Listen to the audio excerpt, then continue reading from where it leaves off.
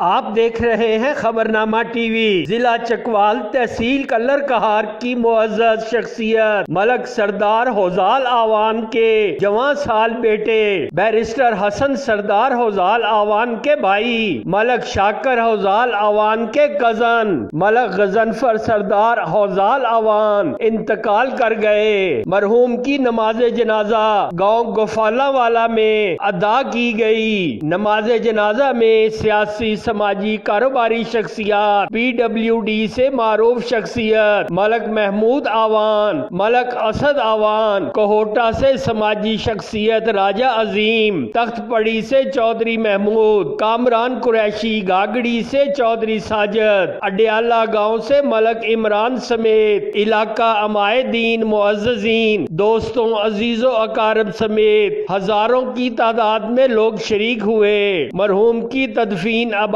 قبرستان میں کی گئی۔ عکاسی راجہ ساجد، رپورٹ عبید قریشی۔ ہمارے یوٹیوب چینل کو سبسکرائب، فیس بک پیج کو فالو اور لائک کیجئے تاکہ ہر نئی آنے والی ویڈیو آپ تک فوری پہنچ سکے۔ شکریہ۔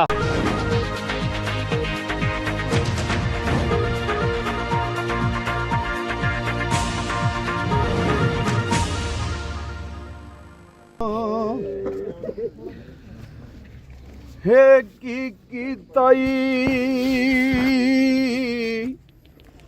ہو میرے ربا تے پن دتیاں نہیں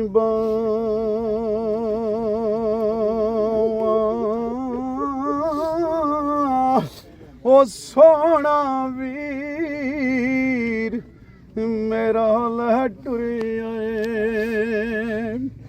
تے کسی اگے کرلا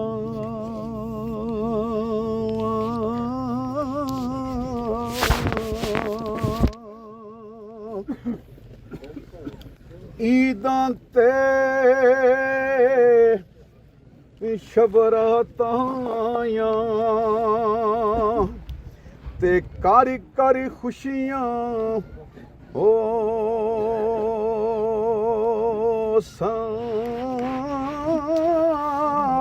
او جنا پینا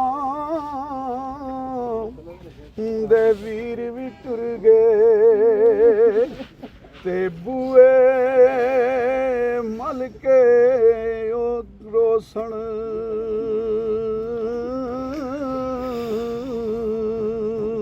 آج اس کار نوں ٹر چلے آئے،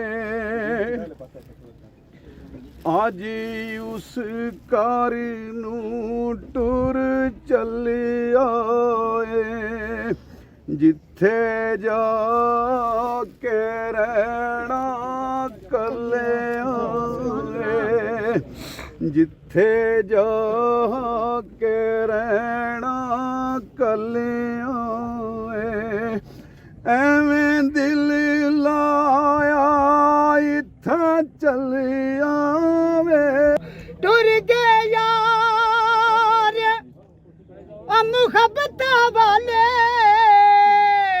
تے لے گئے نال ہاسے،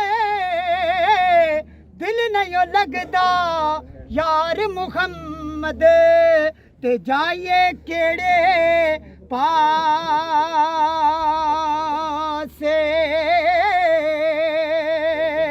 تے دنیا ڈاڈی آسیا مارے تے ڈر دے اوفے نہ کر دے، ٹر گئے یار وچھوڑا دے کے تے نہ جیندے نہ مرے۔